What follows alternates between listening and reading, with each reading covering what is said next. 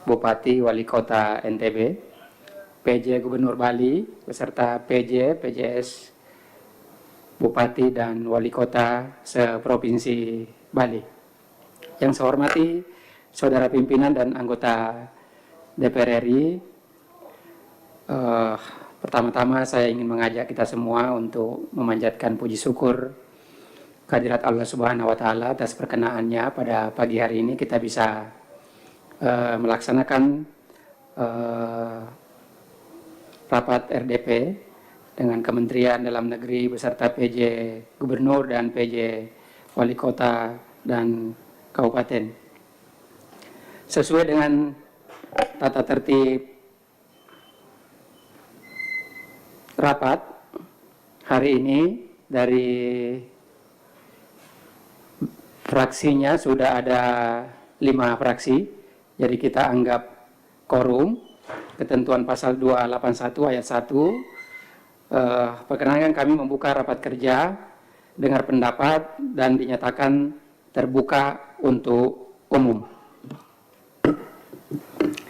Selanjutnya kami menyampaikan terima kasih kepada Saudara Wakil Menteri, sekali lagi Pak Wamen, beserta seluruh jajaran. Oleh karena itu kami ingin menawarkan sekaligus meminta persetujuan rapat pada hari ini. Kita membicarakan soal persiapan dan kesiapan kepala daerah serentak tahun 2024 yang sebentar lagi akan berlangsung di tanggal 27 November yang akan datang. Oleh karena itu, saya memohon kepada rapat kita konsen terkait soal pelaksanaan pilkada serentak ini yang sebentar lagi akan diselenggarakan. Jadi fokus pembahasannya konsen soal bagaimana persiapan pilkada serentak. Terlebih dahulu mungkin saya persilakan kepada Pak Wamendagri untuk menyampaikan beberapa hal. Silakan Pak Wamen. Assalamualaikum warahmatullahi wabarakatuh. Selamat pagi, salam sejahtera untuk kita semua. Yang saya hormati pimpinan Komisi 2, Pak Bahtera, Pak Rifki. Kami pada sesi pagi hari ini bersama dengan penjabat Gubernur Bali, Pak Sang Made Mahendra Jaya, yang nanti akan memperkenalkan seluruh PJ yang hari ini hadir, juga Pak Gubernur Nusa Tenggara Barat, Bapak Majen Hasanuddin, ya, dan Pak PJ Gubernur Nusa Tenggara Timur yang hari ini mungkin PJ Gubernur yang paling sibuk, yang paling ditunggu ya, setiap langkah-langkahnya, Pak Andriko Noto Susanto. Pimpinan yang kami hormati, secara keseluruhan kami sampaikan per daerah untuk dinamika paslon. Di Bali ini tadi Pak PJ Gubernur sampaikan, betul banyak sekali yang head to head atau 2 pasang saja. Yang 3 pasang itu di Klungkung, di Bangli, dan di Karangasem gitu ya. Tetapi walaupun mayoritas head to head, ya, menurut Pak PJ Gubernur situasi aman dan terkendali. Untuk Nusa Tenggara Timur ini jumlahnya cukup banyak, yang 5, yang 4 ya. Yang head to head mungkin catatan kami hanya ada 2 di sini. Jadi dinamikanya banyak sekali di NTT ini. Nah, untuk di Nusa Tenggara Barat tidak ada calon tunggal. Ada yang head to head kira-kira ada 3 daerah, ada di Kota Mataram, di Bima, dan di Dompu begitu. Nanti akan disampaikan dinamikanya oleh masing-masing PJ. Izin menambahkan tentang koordinasi kami dengan Nusa Tenggara Timur, karena isu bencana di Flores Timur ini menjadi atensi dari pemerintah pusat. Kami telah mengadakan rapat koordinasi beserta KPU, Bawaslu, dan Forkopimda di Nusa Tenggara Timur. Dan langkah-langkahnya telah dilakukan bersama untuk melakukan proses antisipasi, memastikan agar semua pengungsi, baik yang mandiri maupun yang sekarang ini dikoordinasikan oleh pemerintah setempat, ini bisa menggunakan hak pilihnya. Ada sekitar 29 TPS yang terdampak, 13.782 pemilih yang juga harus kita antisipasi untuk menyalurkan hak pilihnya, dan kami telah menginstruksikan kepada Dukcapil untuk memudahkan proses warga agar bisa mendapatkan hak pilihnya dengan mengeluarkan dokumen yang dibutuhkan.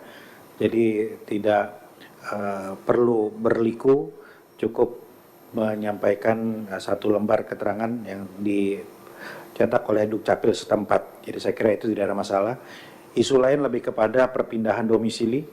Jadi tentu kalau memilih gubernur masih bisa semua, tapi memilih bupati itu mungkin tidak bisa karena domisilinya berpindah begitu. Jadi ada kehilangan hak suara sekitar di atas 10.000 tadi. Ini mungkin yang terus nanti akan dikoordinasikan bersama KPU, Bawaslu, dan DKPP. Demikian sebagai pengantar, kami kembalikan kepada pimpinan. Terima kasih. Terima kasih Pak Wamen. Sebelum saya persilakan kepada para gubernur atau PJ Bupati dan Wali Kota, saya ingin menyampaikan bahwa Pilkada serentak yang akan diselenggarakan pada 27 November ini bukan hanya kita serahkan kepada tentu pihak penyelenggara. Pemda juga bertanggung jawab atas berjalan secara maksimal penyelenggaraan pilkada yang akan kita gelar sebentar lagi. Jadi selain fokus di situ Pak, kami juga ingin mengingatkan kepada para PJ dan baik di tingkat provinsi maupun kabupaten kota terkait soal netralitas. Nah, ini penting Pak, jangan sampai di kemudian hari menimbulkan masalah yang bapak-bapak sebagian besar PJ ini adalah pejabat karir. Sayang sekali kalau mengorbankan karir dan integritas bapak-bapak hanya untuk berpihak kepada salah satu calon. Maka dari itu kami tekankan betul agar netralitas ASN harus ditegakkan di daerah. Belum lagi misalnya beberapa hari yang lalu putusan MK memperkuat soal sanksi terhadap ASN yang terlibat atau tidak netral terhadap penyelenggaraan pilkada. Bukan hanya sanksi ini, tapi ada sanksi, bukan hanya sanksi denda, tapi ada sanksi hukuman yang berat Pak. Nah, terima kasih. Saya persilakan terlebih dahulu ke PJ Gubernur NTT dulu. Silakan Pak.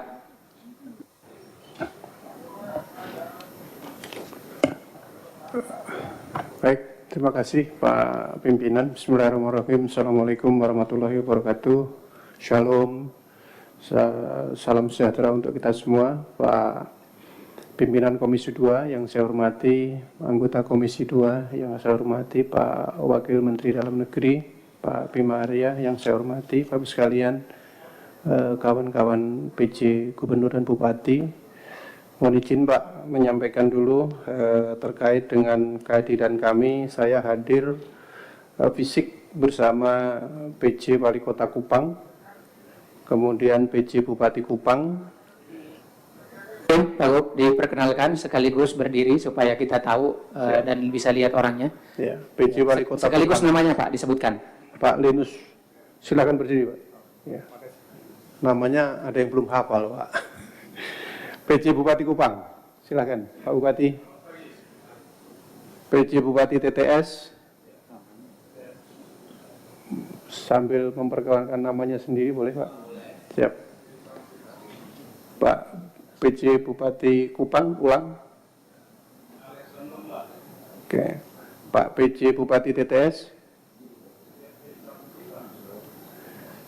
Pak PLT Bupati Belu. Pak PJS Bupati Malaka. Hadir? Ya, Pak PJ Bupati Lembata. Pak PJS Bupati Manggarai Barat. Pak Sekda. Ya. Pak PJ Bupati Sumba Tengah. Pak PJS Bupati Sumba Barat. Recording in progress. PJ Bupati Sumba Daya. PJ Bupati Rindau. PJ Bupati Alor. Bupati Saburai Jua. Hadir? Oh, belum saya hadir. Kemudian beberapa tidak hadir Pak Pimpinan karena ada agenda kerja di kabupaten masing-masing, terutama dari Polres Timur yang memang masih sibuk untuk menangani terkait dengan erupsi Gunung Lewotopi. Terus sekalian, ada beberapa hal yang ingin saya sampaikan. Yang pertama terkait dengan dasar-dasar hukum, saya kira sama untuk kita semua sebagai dasar untuk melakukan pilkada ini. Kemudian tahapan pilkada juga kita sama-sama pada tahap menjelang pemungutan suara pada tanggal 27 November 2024. Secara keseluruhan Nusa Tenggara Timur termonitor aman, Bapak. Kemudian daftar pemilih tetap, kita memiliki jumlah penduduk sekitar 1.5.646.000. Total pemilihnya adalah 3.988.372 jiwa yang akan menyebar di 9.893 TPS. Ada juga jumlah pemilih disabilitas sebanyak 54.858. Kemudian kami juga memiliki PR kemarin terkait dengan perekaman KTP elektronik. Jadi masih ada 205.005 jiwa yang non KTP elektronik, sehingga kami melakukan percepatan untuk melakukan rekaman KTP elektronik sampai tanggal 18 November. Itu sudah terekam 113.450 yang tidak bisa direkam karena sudah pindah dan lain-lain sekitar 13.515, dan yang belum rekam sekitar 78.040. Ini akan terus kita maksimalkan sampai nanti menjelang pemilu kada, akan terus kita lakukan untuk mengoptimalkan untuk perekaman elektronik agar semuanya dapat bisa memilih, Bapak. Kemudian total anggaran yang di Nusa Tenggara Timur dari pilkada serentak ini sebanyak 1,3 triliun sudah terrealisasi 100% dan sudah terdistribusi kepada KPU, Bawaslu, TNI, Polri, ya, dan lain-lain dengan rincian seperti kita sampaikan di paparan. Jadi sudah selesai semuanya. Kemudian berikutnya adalah dana hibah pilkada, rinciannya per kabupaten kota. Ini juga sudah terrealisasi semuanya. Terkait dukungan personil pimpinan, jadi di Nusa Tenggara Timur dari Polda sudah menyampaikan ada sekitar 6.083 personil yang nanti akan dibagi ke dalam 4 zona. Zona yang pertama adalah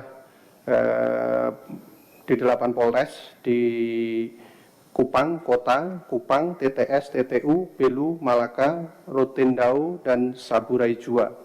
Itu totalnya ada 2.549 personel. Kemudian di zona 2 yang meliputi Sumba Barat Daya, Sumba Barat, Sumba Timur, itu ada sekitar 786 personil. Kemudian di zona 3 itu 6 Polres, di Mabar, Manggarai Barat, Manggarai Timur, Ngada, Nagekeo, dan Ende itu 1.665 personil. Kemudian di zona 4 Polres itu di Sika, Flores Timur, Lembata, dan Alor ada sekitar 1.083 personil. Ini dilaporkan oleh Pak Kapolda, semuanya dalam kondisi siap siaga untuk mengamankan pemilu kada. Kemudian terkait logistik pilkada, kita bagi di dalam perlengkapan pemungutan suara, dukungan perlengkapan lainnya dan perlengkapan pemungutan suara lainnya, teridentifikasi poin-poin yang kita siapkan dari logistik. Ini hasilnya bahwa pengawasan logistik dan personil penyelenggara di 22 kabupaten kota provinsi Nusa Tenggara Timur itu surat suaranya yang ada 4.094.810 untuk gubernur wakil gubernur dan ada 4.136.810 untuk bupati dan wali kota yang nanti akan didistribusi di dalam proses pemilu. Kotak suaranya sebanyak 20.384 dan bilik suaranya 39.516. Kemudian jadwal distribusi logistiknya Ini yang ke kecamatan nanti tanggal 22 sampai tanggal 23, yang ke kelurahan 24 sampai tanggal 25, kemudian yang distribusi ke TPS 1 hari sebelum pemilu kada tanggal 26. Berikut kami laporkan terkait dengan penerimaan logistik di gudang KPU Kabupaten Kota di kotak suara bilik 100% sudah, kemudian ada beberapa yang belum 100%, ini dalam proses pengiriman. Kemudian rincian progres penerimaan suara per kabupaten ini juga kami rekap Bapak Pimpinan sesuai dengan yang total tadi. Kemudian berikutnya kami laporkan terkait dengan sinergitas Pemda dengan TNI dan Polri mendukung Pilkada serentak 2024. Kami Forkopimda sesuai arahan Pak Menteri Dalam Negeri melakukan rapat Forkopimda yang kami lakukan di rumah jabatan PJ Gubernur NTT. Selain kita membicarakan terkait dengan sinergi penanganan erupsi Lewotobi, juga kita membahas isu-isu strategis lainnya termasuk di dalamnya kesiapan Pilkada serentak tahun 2024. Karena surat edaran Pak Mendagri tegas menyampaikan kepada kita bahwa Forkopimda diminta untuk berperan aktif melalui pertemuan rutin, kemudian juga mengambil langkah-langkah antisipatif untuk mencegah terjadinya aksi kriminalitas dan tindakan yang berpotensi menimbulkan gangguan keamanan dan ketertiban. Juga kita melibatkan forum komunikasi antar umat beragama, tokoh masyarakat, tokoh adat, dan pemangku kepentingan lainnya, serta forum-forum yang sudah terbentuk. Kami laporkan juga Bapak terkait dengan tingkat kerawanan pilkada yang sudah kita identifikasi di TPS-TPS ya, yang sangat rawan secara keseluruhan ada 120 TPS, kemudian yang rawan ada 1.538, yang tidak rawan itu ada 8.418 dari total 9.877 TPS yang ada di Nusa Tenggara Timur. Kemudian kawan-kawan dari BIN juga melakukan analisis dan evaluasi terkait dengan antisipasi permasalahan menonjol. Ini berangkat dari Pilkada 2020 yang kita jadikan dasar, yang nanti kita antisipasi agar di 2024 tidak terjadi. Beberapa titik yang kita antisipasi adalah di Manggarai Barat, Sumba Timur, Saburai Jua, Rotendau, Timur Tengah Utara, Belu, dan Kabupaten Malaka.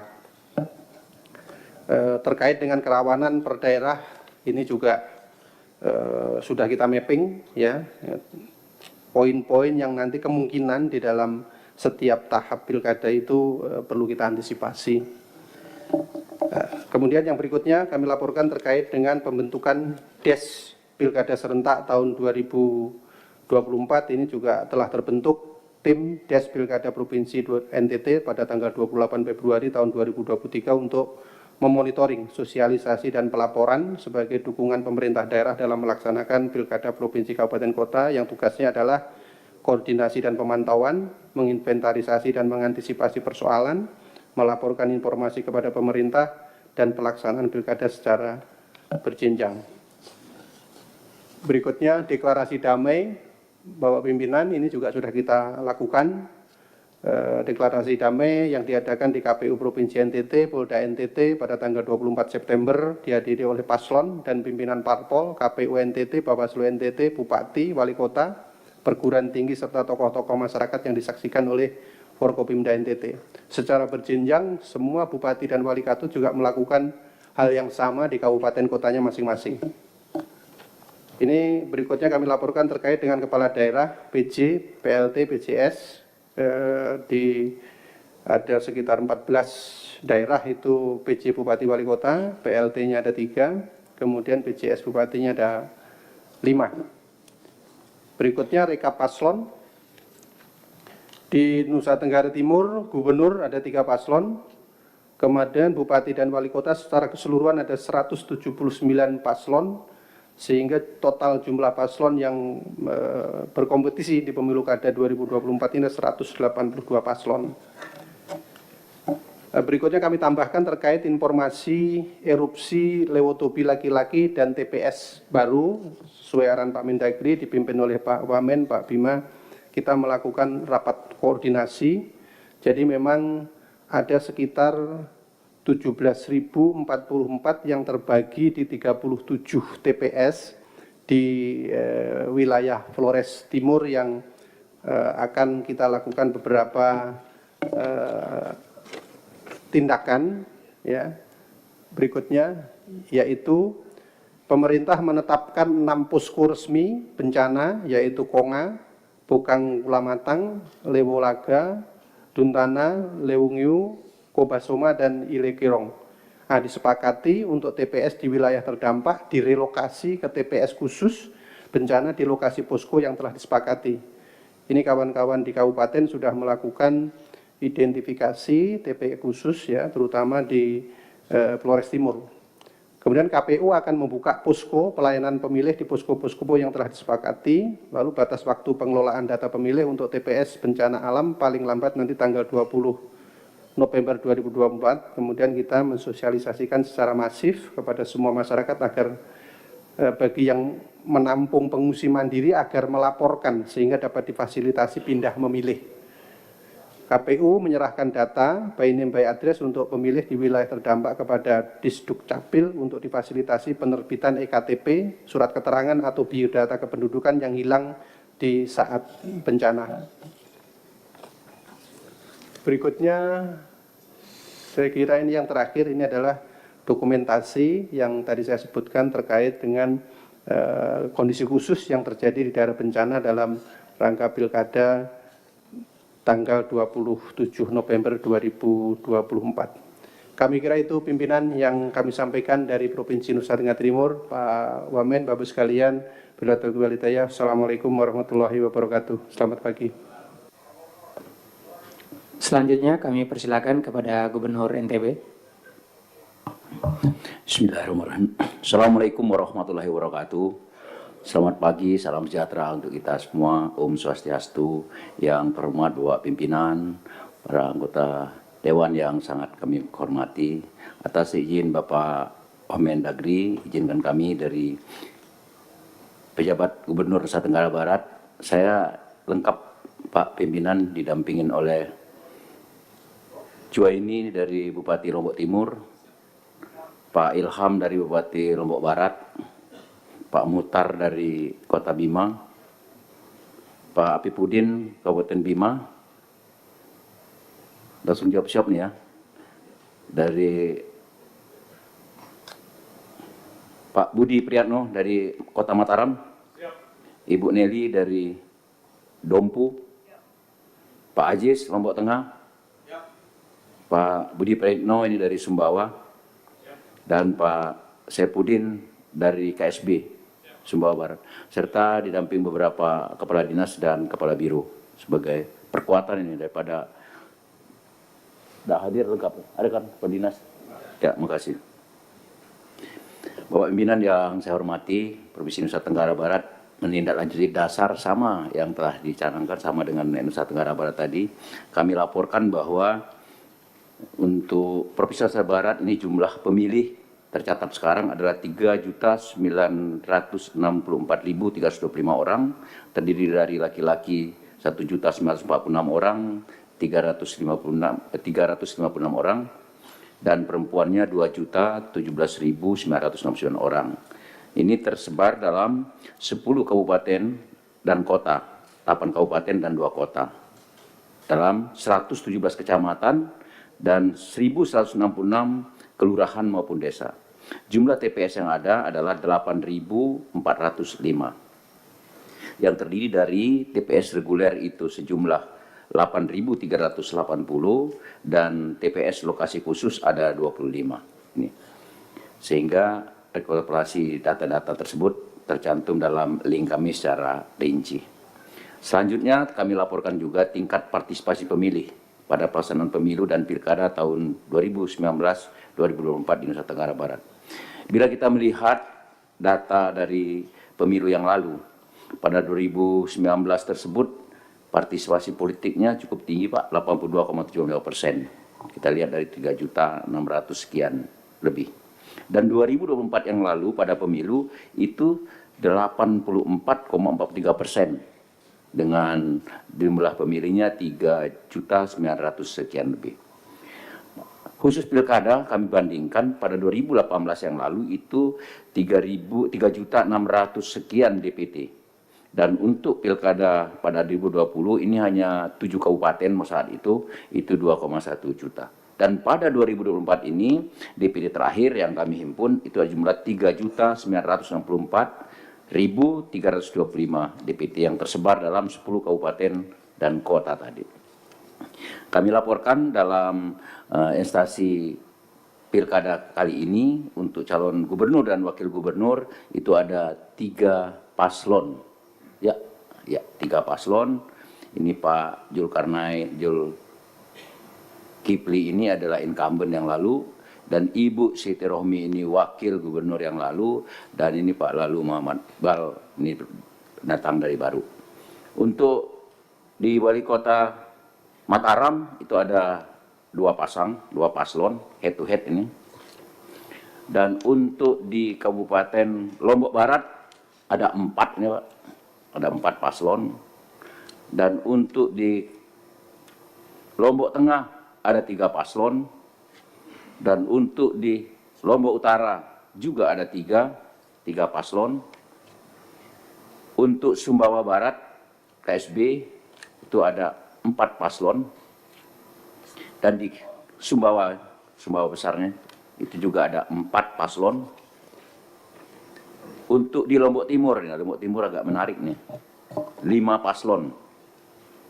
Kota Bima sendiri itu ada 3 paslon, dan di Kabupaten Dompu 2 paslon, dan Kabupaten Bima itu ada 2 pasangan calon. Itu yang untuk calon-calon tersebut. Berangkat dari indikator keberhasilan pelaksanaan pemilu kada ini kami lihat dari paling tidak ada 3 hal, Pak. Pertama, bagaimana partisipasi pemilih. Yang kedua, nanti bagaimana kami menangani konflik, sebagaimana yang Bapak pimpinan sampaikan tadi, bahwa Pemda ini harus terlibat dalam penyelenggaraan tersebut. Yang ketiga, tentunya bagaimana aspek dukungan dari pemerintah, sehingga terrealisasi yang harapan kita pilkada nanti bisa damai, yang merupakan simbol persatuan bangsa. Dan ini kita selalu tagline-kan, memilih serentak, pilkada damai, dan pilkada serentak 2024 secara berenjang, mulai dari tingkat provinsi sampai dengan kabupaten kota, bahkan sampai tingkat desa. Kami sampaikan bahwa peran pemerintah dalam pilkada serentak 2023 ini, yang jelas kami melakukan pemantauan pelaksanaan pilkada setiap tahapan sesuai dengan regulasi yang ada, yang sampai saat sekarang sedang melaksanakan tahapan kampanye dan debat pilkada. Yang kedua adalah kami mencoba menginventarisasi dan mengantisipasi setiap permasalahan pilkada. Apakah itu berada di wilayah tempat ataupun di wadah secara provinsi, bahkan di luar dari Provinsi NTB. Karena bisa saja hal-hal yang terjadi di luar menjadi penyebab terjadinya permasalahan tempat kita, ataupun sebaliknya. Permasalahan di tempat kita akan memicu menjadi tempat yang lain. Tentunya ada berangkat dari tersebut kami coba memberikan saran dalam penyelesaian permasalahan dan langsung penyelesaian di lapangan sehingga tidak berlarut. Hal ini merupakan laporan informasi mengenai permasalahan dan perkembangan persiapan pilkada kami himpun dalam desk pilkada yang dilaporkan real time per hari sehingga kami bisa melihat perkembangan dan langkah-langkah yang diambil. Ada beberapa tantangan kami coba petakan tantangan dan merupakan bisa menjadi hambatan pilkada tersebut apabila kita tidak siasati dan tidak diambil langkah. Yang jelas ini berlaku sifatnya secara universal. Yang pertama ada polarisasi politik. Nah, ini pasti tidak bisa dihindari karena memang politik ada dinamis. Disinformasi dan berita hoax, dan dengan berkembangannya berita, informasi, teknologi, informasi saat sekarang, hal ini juga hal yang bersifat masif. Yang berikut tentang manipulasi pemilih, ini bisa terjadi dan ini harus kita mitigasi dan kita antisipasi. Yang tidak kalah penting adalah partisipasi pemilih. Sebagaimana kami laporkan pendahuluan tadi, itu merupakan acuan standar kami bagaimana nanti partisipasi pemilih pada saat pilkada tersebut. Ini salah satu tingkat demokrasi partisipasi kita. Yang berikut adalah sarana prasarana dan teknologi. Ini juga merupakan sarana pendukung dan tidak bisa terpisahkan dari suksesnya pelaksanaan pilkada tersebut. Bila kita melihat dari tipologi wilayah Provinsi Nusa Tenggara Barat yang merupakan wilayah kepulauan, bahwa kami coba petakan kerawanan dalam pilkada tersebut. Hal ini kami dapat secara bersama-sama, apakah itu dari BIN, dari Polda, dari Korem maupun dari KPU dan Bawaslu sendiri.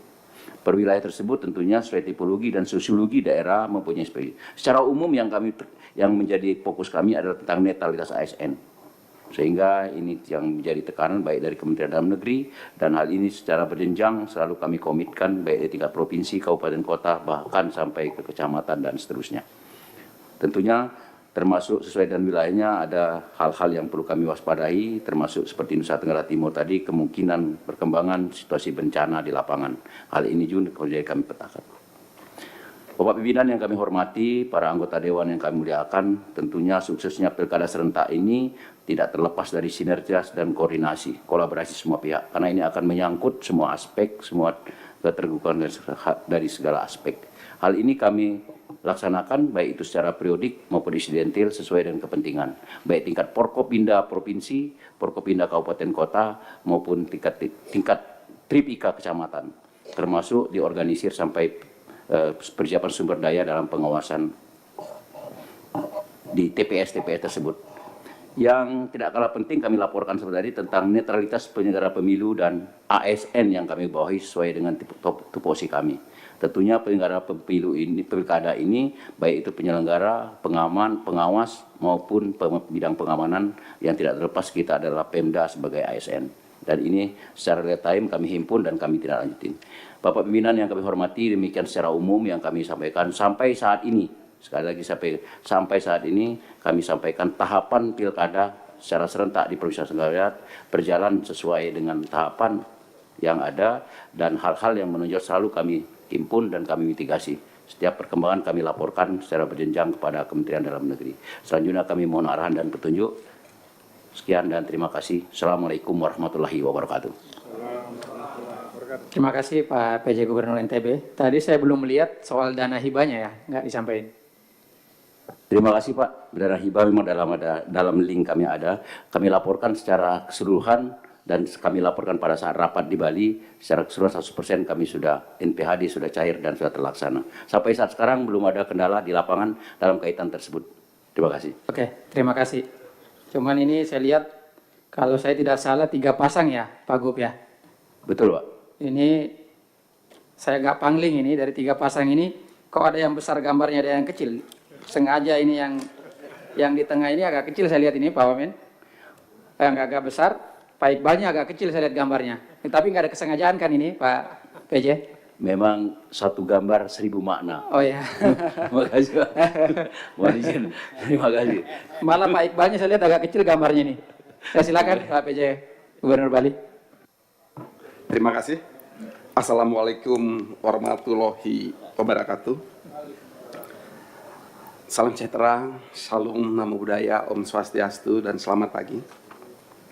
Yang terhormat Bapak Ketua dan pimpinan anggota Komisi 2 DPR RI, yang terhormat segenap anggota Komisi 2 DPR RI, yang sangat-sangat kami hormati Bapak Wakil Menteri Dalam Negeri, yang kami hormati rekan-rekan kepala daerah yang hadir termasuk juga OPD, dan Bapak Ibu sekalian, kami mohon izin untuk langsung pertama-tama kami ingin memperkenalkan rekan-rekan dari Bali yang hadir bersama-sama kami menyampaikan secara langsung.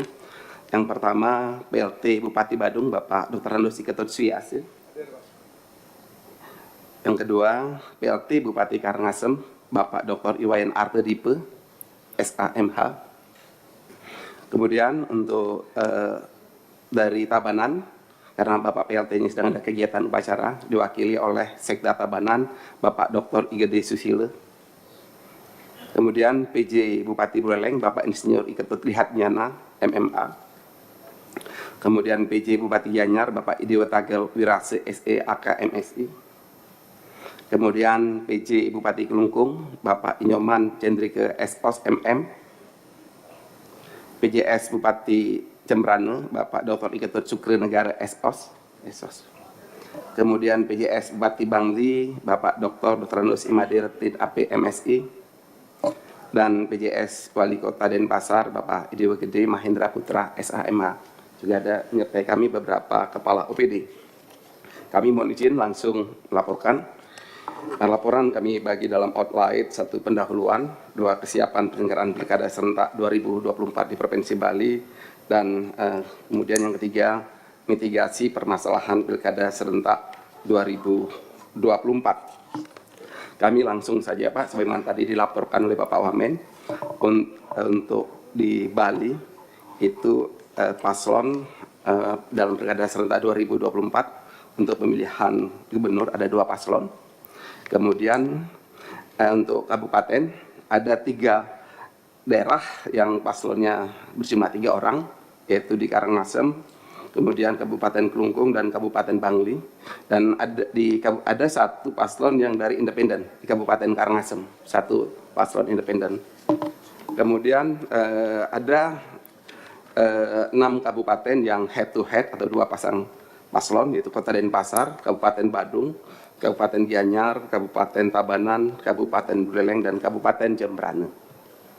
Kemudian kami laporkan kepada pimpinan dan segenap anggota Komisi 2 DPR RI, kami juga membuat indikator keberhasilan pelaksanaan Pilkada. Yang pertama, kondusivitas wilayah terjaga. Tidak ada konflik dan atau polarisasi. Kami berupaya untuk itu. Yang kemudian, setiap tahapan berjalan lancar sesuai rencana. Kemudian pemerintahan dan pelayanan publik berjalan dengan baik. Partisipasi masyarakat atau pemilih tinggi, sengketa pilkada zero atau nihil dan atas paling tidak minimal. Dan diharapkan dari pelaksanaan pilkada ini akan menghasilkan pilihan pemimpin yang terbaik bagi Bali. Kemudian kami laporkan untuk partisipasi masyarakat atau pemilih, kalau pada pelaksanaan pemilu 2024 di Provinsi Bali, itu partisipasinya 83,34% di atas rata-rata nasional. Kemudian untuk partisipasi pemilih pada pilkada, itu pada tahun 2008 itu 74,68%, kemudian 2013 73,8%, 2018 71,9%, kemudian di pilkada 2024 itu 75%, itu menjadi target 75%, dan pada kesempatan juga kami laporkan paralel dengan hal tersebut, indeks demokrasi Provinsi Bali juga terus mengalami peningkatan. Pada tahun 2023 kemarin itu menempati ranking pertama nasional. Kemudian terkait kesiapan penyelenggaraan pilkada serentak 2024, dalam ini terkait peran pemerintah daerah dalam penyelenggaraan pilkada berdasari perintah undang-undang dan untuk mendukung suksesnya penyelenggaraan pilkada serentak 2024 di Bali, pemerintah daerah, provinsi dan kabupaten kota telah memberikan dukungan dalam penyelenggaraan pilkada, antara lain dukungan anggaran kepada penyelenggara pilkada dan pengamanan, dukungan penyediaan sarana ruangan sekretariat badan ad hoc pilkada sesuai kebutuhan, kemudian dukungan penugasan personil pada sekretariat badan ad hoc pilkada sesuai kebutuhan, sosialisasi dan pendidikan politik untuk meningkatkan partisipasi masyarakat, kemudian memastikan kelancaran distribusi logistik, memantau kelancaran penyelenggaraan pilkada dengan membentuk des pilkada dan menjaga netralitas ASN. Kami laporkan untuk kesiapan anggaran pendanaan pilkada itu diberikan melalui NPHD baik provinsi maupun kabupaten kota, dan pada kesempatan ini kami laporkan pemerintah daerah Bali ini adalah menjadi provinsi pertama berdasarkan hasil ANEP Kemendagri yang telah merealisasikan hibah untuk dukungan anggaran ini baik kepada penyelenggara maupun aparat keamanan. Ini Bali menjadi provinsi pertama yang merealisasikan. Kemudian untuk daftar pemilih tetap itu totalnya 3.283.893, itu ada sejumlah 6.795 TPS, diantaranya terdapat 11 TPS khusus dengan jumlah pemilih sebanyak 2.439 pemilih yang tersebar di 8 kabupaten. Memang kalau melihat data banyak di Bali itu Genset itu mendominasi 984.000 lebih, kemudian diikuti GNJ itu 9.441.000 lebih. Kalau berdasarkan jenis kelamin itu terbanyak adalah perempuan. Itu untuk data. Kemudian terkait SDM penyelenggaraan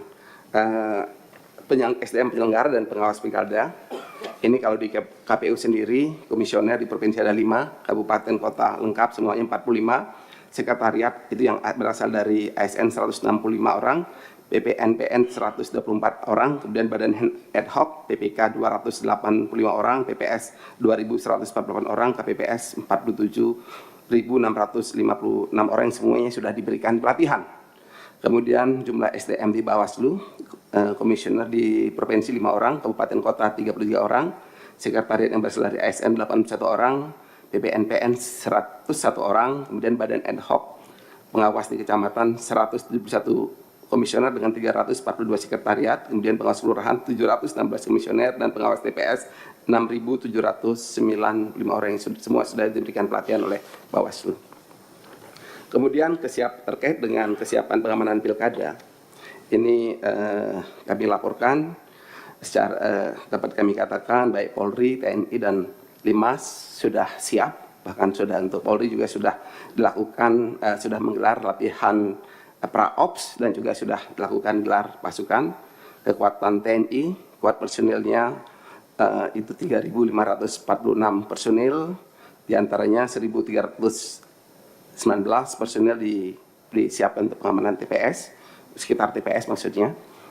Di dalam, kemudian Polri total kekuatan 7.056 personil, diantaranya 4.050 personil untuk pengamanan TPS, dan Linmas sendiri sudah dipersiapkan dan juga sudah diberikan pembekalan sejumlah 12.089 personil. Jadi dapat kami katakan untuk pengamanan sudah siap. Kemudian juga kami laporkan sudah dilakukan telah dibentuk Des Pilkada Provinsi Bali berdasarkan keputusan Gubernur mulai Bali pada tanggal 26 Januari 2024 pada saat awal tahapan. Kemudian juga di kabupaten juga, kota juga telah dibentuk Des Pilkada di seluruh kabupaten kota berdasarkan keputusan Bupati Wali Kota masing-masing. Itu mendasari arahan dari Kemendagri. Dengan tugas Des Pilkada antara lain melakukan pemantauan pelaksanaan pilkada di daerah, kemudian menginventarisasi dan mengantisipasi permasalahan yang berkaitan dengan pilkada, kemudian memberikan saran dalam penyelesaian permasalahan pilkada, kemudian melaporkan kegiatan terkait pilkada dan dinamika situasi kepada Kementerian Dalam Negeri, di mana Des Pilkada ini terdiri dari unsur pemerintah, kemudian KPU, Polda, Korem, Kejati, dan Pindad. Ini beberapa kegiatan Des Pilkada, diantaranya melaksanakan rakor, kemudian juga melaksanakan kunjungan ke Des Pilkada Kabupaten Kota yang ada di Bali yang kegiatan Pemprovnya, kemudian melaksanakan monep harian untuk memastikan kondusivitas wilayah, kemudian juga melakukan peninjauan kesiapan logistik pilkada di Kabupaten Kota se-Bali. Selanjutnya terkait dengan kesiapan logistik. Ini pertanggal 18 November itu secara umum 100%, bahkan tadi malam kami coba mengecek karena sebelumnya pertanggal 18 masih kurang alat bantu tunanetra untuk pemilihan gubernur dan alat bantu tunanetra untuk pemilihan bupati dan wakil bupati. Tadi malam kami cek semuanya sudah 100% kesiapannya untuk sarana prasarana. Kemudian untuk target pendistribusian logistik ini akan dimulai nanti pada tanggal 25 sampai 26 November. Ini kami pikir untuk logistik tidak ada persoalan. Kemudian kami laporkan terkait masalah kampanye dan debat pilkada yang ada sesuai KEP KPU Bali. Ini APK yang difasilitasi oleh KPU Provinsi Bali antara lain baliho masing-masing paslon 5 buah per kabupaten kota, kemudian spanduk 1 buah per desa, kemudian juga ada videotron 3 titik 15 titik per paslon. Juga termasuk di sini APK dapat dipasang paling banyak 200% dari jumlah yang difasilitasi oleh KPU Provinsi bagi tiap paslon. Untuk pelaksanaan debat, itu rencananya nanti malam, itu debat terakhir untuk pemilihan gubernur, itu akan disiarkan live di News TV nanti malam. Kami nanti setelah kegiatan ini kan balik untuk memonitor kegiatan tersebut. Selanjutnya, dalam rangka mendorong partisipasi pemilih, juga sudah dilakukan sosialisasi pelaksanaan pilkada dengan berbagai metode, mulai dari lomba poster dan mural, itu jadi sarana warga dalam hal pilkada untuk menyampaikan unek-uneknya dalam bentuk gambar. Kemudian juga Forkopimda dan tokoh masyarakat bersama penyelenggara secara rutin melaksanakan coffee morning di setiap kabupaten, kita berkunjung di seluruh kabupaten yang ada di Bali. Kemudian juga ada Rights for Democracy, ini kita mendorong biar makin banyak untuk menggemakan, untuk mendorong peningkatan partisipasi pemilih, dan juga dilakukan penanaman pohon baik oleh penyelenggara maupun seluruh OPD. Ini bahkan juga menarik, kami memfasilitasi penanaman pohon mangrove yang sudah diberkati oleh Paus dihadir kedua pasang paslon yang gubernur hadir bersama-sama kami nanam pohon. Jadi tidak, walaupun ini dua pasang paslon, tetapi sama sekali tidak ada gesekan sama sekali. Kemudian juga sudah dilakukan simulasi TPS di semua kabupaten, di semua segmen. Kemudian terkait mitigasi kerawanan, kami laporkan mendasari IKP dari Panwaslu untuk rata-rata IKP Provinsi Bali itu di angka 52,75. Kemudian kalau melihat dimensi IKP di Provinsi Bali, ini dari indeks yang potensi kerawanan pilkada yang dibuat oleh Mabes Polri. Bali juga secara umum hampir semua itu masuk dalam kelompok kurang rawan. Hanya Denpasar dan Tabanan yang masuk rawan. Kalau melihat dari IPKP yang dibuat oleh Intelkam dan juga dari KPU juga tergolong rendah, juga kurang rawan. Kemudian pemetaan kerawanan pelaksanaan pilkada serentak kami polakan dalam bentuk memitigasi ATHG, ancaman, tantangan, hambatan, dan gangguan, ancaman radikalisme, polarisasi konflik sosial, black campaign, dan money politik, kemudian termasuk juga hoax dan speech. Kemudian tantangan kami bagaimana menjaga stabilitas keamanan dan ekonomi daerah, kemudian mitigasi bencana alam dan curah hujan yang tinggi yang diperkirakan, dan bagaimana meningkatkan kesadaran masyarakat untuk berpartisipasi memilih. Kemudian hambatan, kesiapan dan distribusi logistik, kurangnya komunikasi dan koordinasi penyelenggara, kemudian profesionalisme penyelenggara dan gangguannya terkait netralitas ASN dan pegawai non-ASN, kemudian penggunaan fasilitas negara untuk kepentingan kampanye. Ini yang kami mitigasi dari hal tersebut. Kemudian dalam rangka menghadapi ATHG, kerawanan pilkada, kami membangun atau memperkuat cooling system, di antaranya ngerombe, itu bergotong royong menyelesaikan persoalan bersama-sama ormas untuk menghindari polarisasi dan perpecahan antar kelompok. Jadi di Bali, di Pemprov, itu setiap hari Jumat, semua ormas-ormas yang ada di Provinsi Bali, sejumlah kurang lebih 225, berkumpul di situ, saling berbagi. Ada yang bawa makanan, kemudian termasuk juga bawa beras bantu masyarakat. Ini mungkin semua bendera ormas ada di kantornya Kesbangpol, jadi setiap Jumat, termasuk ormas kedaerahan. Itu kami maksudkan dalam rangka mengurangi polarisasi perpecahan, sehingga tidak ada lagi gesekan antar ormas, karena mereka para tokohnya sudah saling kenal, di mana kami fasilitasi tempatnya. Kemudian dalam setiap kesempatan kami mengajak masyarakat untuk berpartisipasi menyambut pilkada dengan riang gembira dan menjaga kondusivitas wilayah. Bali harus tetap aman, damai, karena kalau tidak aman, tidak damai, wisatawan tidak mau datang ke Bali. Kami dengungkan. Kemudian kami juga melakukan simekrama atau tatap muka bersama para tokoh masyarakat, adat dan agama. Lanjutnya kami terus memperkuat komunikasi, koordinasi, dan kolaborasi dengan jajaran Kominda untuk mendeteksi dan mencegah dini. Jadi rutin dilakukan rapat Kominda oleh Binda dan seluruh jajaran intelijen yang ada di Bali. Kita bersharing informasi sehingga dengan cepat ketika ada persoalan kita tahu, dan dengan cepat kita bisa mengambil langkah-langkah. Kemudian juga memperkuat komunikasi, koordinasi, dan kolaborasi dengan Sur TNI, Polri, Kejaksaan, KPUD, Bawaslu, dan daerah, sehingga semua persoalan kalau kami bersama-sama tidak ada yang tidak terselesaikan dengan cepat, itu bisa kami selesaikan. Kemudian terkait dengan persoalan netralitas, kami pastikan untuk memastikan netralitas ASN dan pegawai non-ASN ini sudah dibuat juga SE, surat edaran, bahkan juga dibuat fakta. Setiap ASN dan non-ASN di lingkup pemerintah provinsi dan kabupaten menandatangani fakta integritas untuk netral, dan masing-masing OPD mengupload menyampaikan komitmen untuk netral. Bagi yang pada waktu tidak ada, dia membuat video sendiri. Jadi untuk memastikan netralitas ASN itu menjadi, kami katakan itu hal persoalan yang tidak boleh ditawar, harus netral baik di Pemprov maupun kabupaten kota.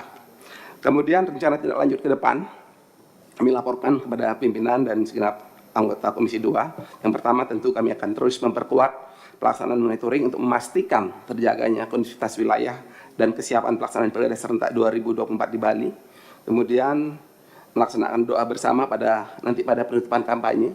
Kami juga sekaligus melaporkan kemarin pagi kami melaksanakan doa bersama TNI, Polri, dan masyarakat lintas agama. Hadir langsung Bapak Panglima dan Kapolri, karena manusia kami boleh berupaya tetapi semua kena di atas. Jadi doa menjadi hal yang penting. Nah, sehingga kemarin kami lakukan hadir langsung Bapak Panglima TNI, Bapak Kapolri, jajaran TNI, Polri, para penyelenggara, tokoh-tokoh masyarakat yang memimpin doa, 6 pemuka agama, termasuk Konghucu, hadir untuk memimpin masing-masing memimpin doa. Kemudian kami merencanakan juga bersama Forkopimda dan penyelenggara pilkada melaksanakan peninjauan lapangan untuk memastikan kesiapan pelaksanaan pemungutan suara pada H-1 pemungutan suara nanti. Kemudian bersama Forkopimda dan penyelenggara pilkada melaksanakan kunjungan lapangan pada saat pemungutan hitung suara. Kemudian tentu yang penting memperkuat komunikasi, koordinasi, dan kooperasi dengan Forkopimda untuk memastikan kondusivitas wilayah pasca pemungutan suara dan perhitungan suara. Mungkin demikian yang dapat kami laporkan, lebih kurang kami mohon maaf. Kami mohon arahan dari pimpinan dan segenap anggota Komisi 2 DPR RI. Saya akhiri dengan wassalamualaikum warahmatullahi wabarakatuh. Om Santi, Santi, Santi Om. Terima kasih. Demikianlah paparan dari Pak Wamendagri beserta PJ Gubernur NTT, NTB, dan PJ Gubernur Bali. Selanjutnya kita masuk ke tahap pendalaman. Saya persilakan dulu per fraksi, setelah itu kalau ada yang menambahkan baru saya persilakan. Silakan. PDIP Perjuangan? Nggak ada ya?